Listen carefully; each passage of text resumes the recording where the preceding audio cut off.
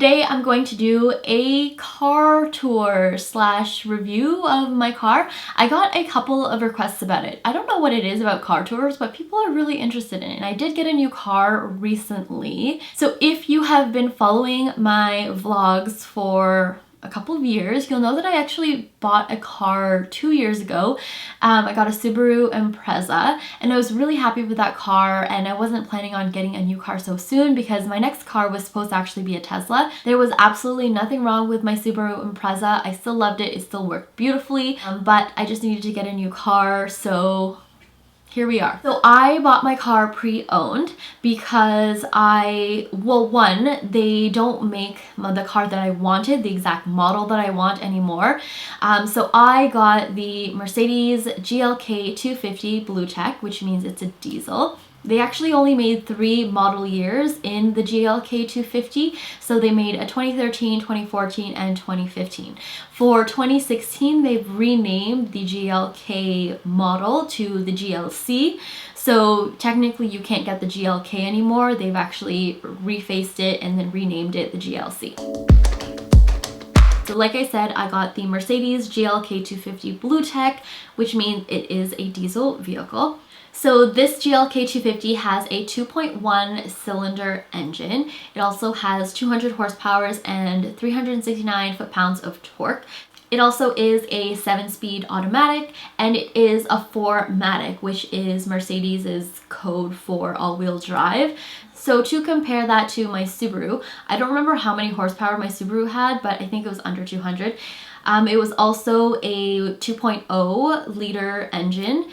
It was only a 6-speed transmission, but it was also a CVT. Anyway, the GLK250 is a compact SUV. So because of the Volkswagen Dieselgate, diesels have kind of gotten a bad rap because of Dieselgate. But there are still definitely some pros for getting a diesel, and there are some diesel vehicles on the market still, and they're still coming out with more, although a lot of cars are moving towards electric. So the first pro of diesels is that it is very fuel efficient. So if fuel efficiency is something that you're looking for, a diesel is a really good option. Even if the price of diesel were to skyrocket up, or be sometimes in some scenarios, a diesel is actually more expensive than gasoline, I'd have to say that diesel would probably have to rise at least 30 to 40% for it not to be equitable to get a diesel over a gasoline vehicle. Because of the differences of a diesel engine versus a gasoline powered engine, diesel engines are not as powerful as gasoline powered engines, let's just say that. But the thing that the diesel has going for it is the torque. So the torque is really great for getting off the line quickly. So diesels at a full stop are really quick. They're fast off the line. It's just that once you get to the top end, so maybe highway driving, it doesn't have as much power per se as a gasoline engine. Another pro of having a diesel is that they are built to last. Because of the way the engines are built, because there's no spark plugs, just the way that they compress the fuel and the air differently, they are very rugged, they're very sturdy engines. As long as you properly maintain them, they will last a long time. Cons of having a diesel vehicle: 1, diesel stinks. If you've ever had to fill up a diesel vehicle, you know it's gross, it stinks a lot. If you get it on you, it will never ever go away. Maintenance is also costly with a diesel vehicle because diesels have that extra additive that you have to add to the fuel to make it, less toxic when it's releasing exhaust fumes. You have to add urea. So basically maintenance can cost, upwards of $1,000 to $1,200 a year, depending on how often you drive it, because you have to get an oil change every 15,000 kilometers, I think. And then you have to do a full fluid change after every 30. So for me, I would probably have to do that once a year because I commute so much. If you don't commute as much, you might not have to do it as frequently. And I guess another con would be that you just won't get that high powered performance that you might be used to in a gasoline powered engine.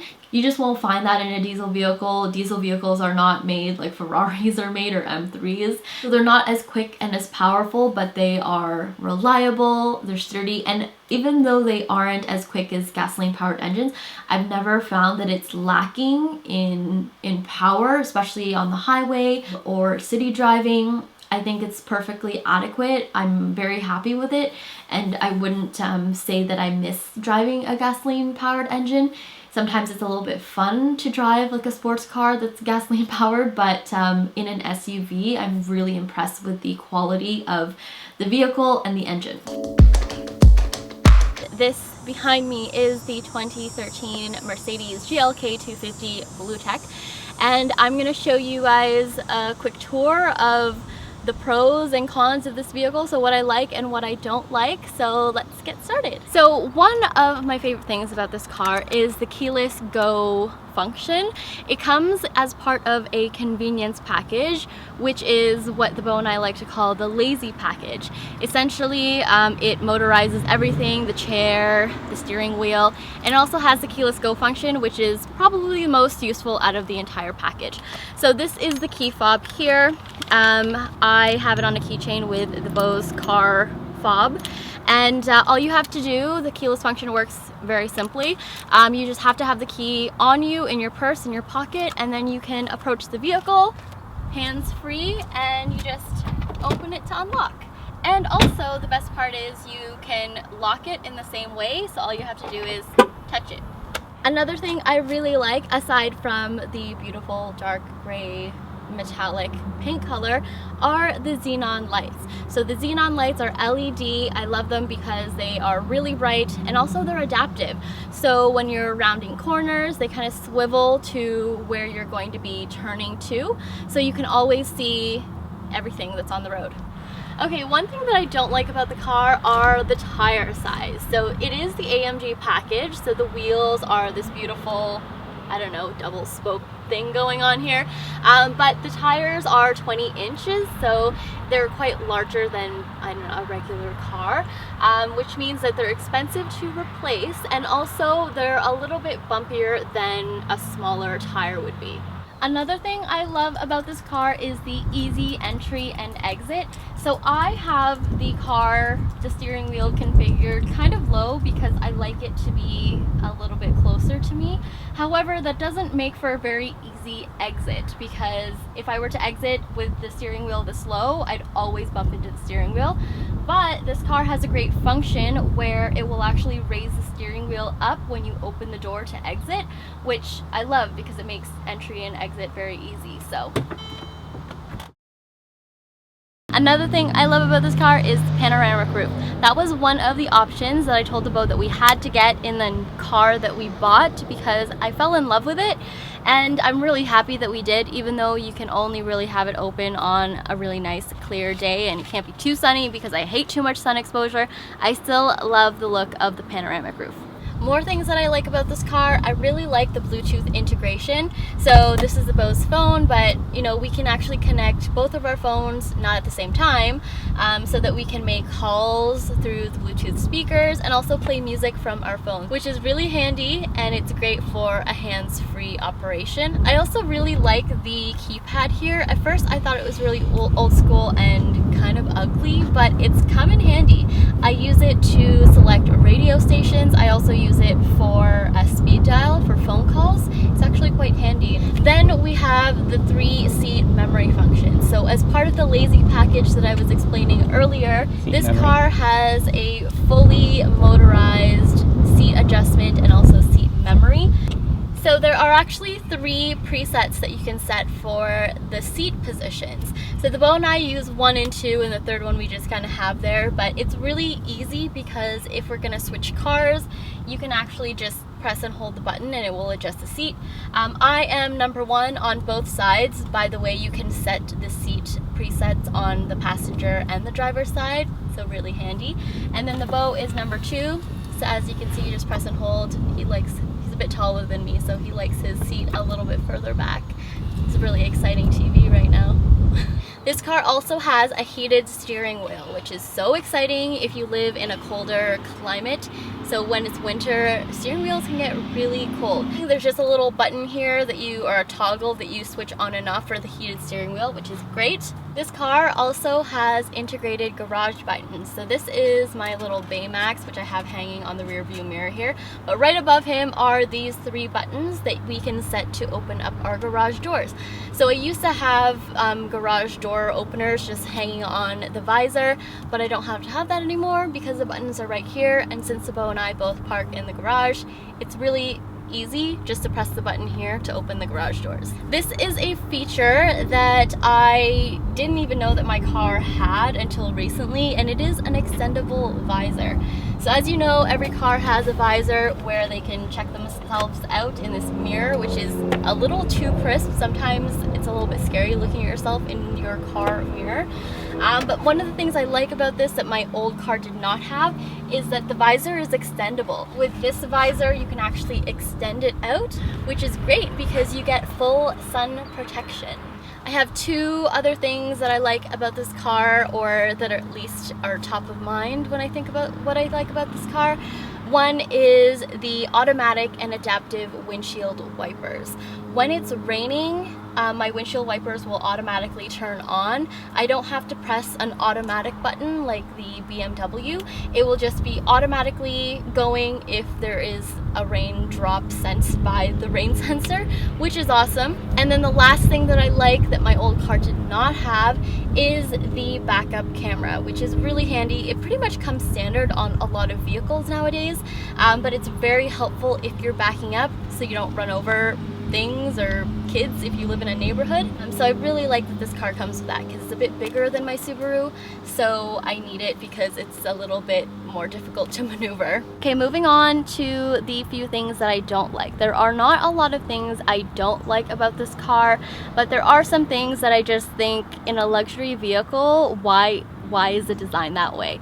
One are these protruding door locks. Why are they so hideous and why do they have to protrude out so much? I just don't get why they couldn't be flush with the door, especially right where this placement is. I usually, when I'm driving, like to have my elbow or my arm up on here, and I can't really have it where it would feel comfortable because there's just this plastic knob that's digging into my shoulder or my elbow. So I don't really understand that, and I also don't like it. Another thing I don't like is the navigation system on this car. It's very archaic in my opinion, and it's also so cumbersome to maneuver through when you're doing the voice control. The last 2 things I don't like about this vehicle, they're pretty minor. One of them is the climate control. I don't feel like it is very intuitive. Most of the time it just blasts cold air at you, even if it's not even super warm out. I just don't know. I haven't used this in the winter time, so I don't know how well it performs, but just based on my summertime experience, it doesn't seem very intuitive in my mind. And then the last thing that I kind of find weird about this vehicle are the weird compartments underneath the seat. So there are these weird compartments underneath the driver and the passenger side seats where they just open. They don't really fit a lot. I have some sunglasses in here. Actually, I have 2 pairs. Oh, and then the Bose sunglasses. And they're just, it's odd. I don't understand what the purpose of this is, but it's there, so I use them. You may have noticed that I look slightly different, and that's because I didn't quite finish this video when I was first filming it a few months ago. So to end this video, I wanted to show you guys some of my favorite car accessories. So I'm filming this quite a few months later, and I've been driving this car for months now, and I still really love it. I still stand by everything that I said, and I just want to show you guys some things that I have in my car that are kind of essentials. One thing is a charger. So this is the Aukey Dual USB charger, and the reason I like this is, one, it is very small, so this fits perfectly in the middle console here, and I like that I have 2 USB slots in here, so I can charge 2 phones at once if the Beau and I are going on a road trip.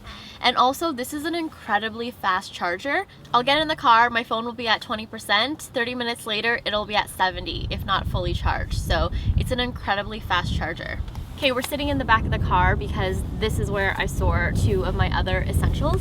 One is a snow brush, and this is a seasonal essential, but I really like this particular snow brush because it's telescopic, which means that it extends. I need that now that I'm driving an SUV because it's much higher off the ground, and one of my biggest pet peeves is when I see cars that have a pile of snow on the roof, because eventually when you're driving on the highway and you're going at higher speeds, all of that snow slides off the car and into someone else. So I can't freaking stand that, and if you do that, please stop. But that's why I got this, because my old snow brush was not telescopic. So in order to clear my car off, I might actually have to step on a step stool.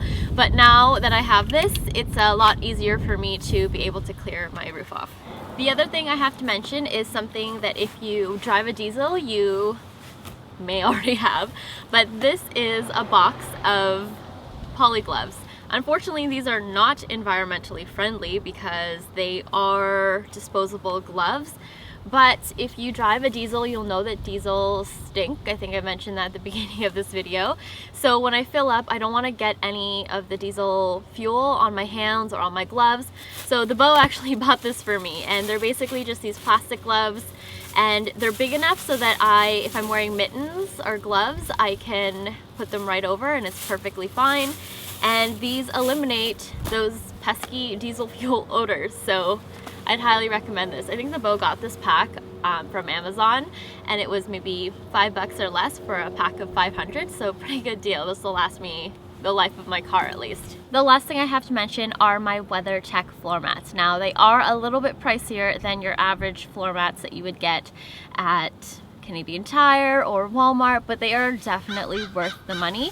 My favorite thing about them is that they are custom fit to your vehicle. I think I spent about $250 or around there for the Weathertech mats for this vehicle, so 2 for the front and then also for the rear, and they're well worth it because the special thing about them is that they aren't just for the floor, but the floor mats actually go up the side of your vehicle, all the carpeted area. So in wintertime especially, it captures all of the salt and the snow and keeps your car really, or as clean as it can be considering the inclement weather.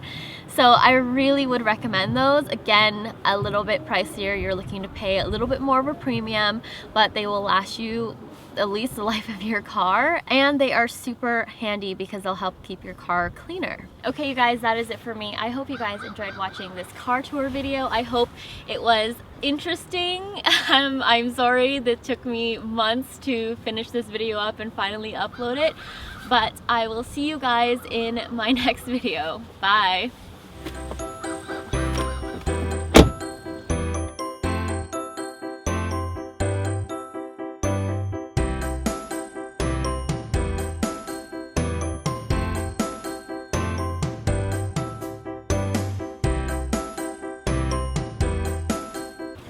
I'm actually not going anywhere. That's just for the video.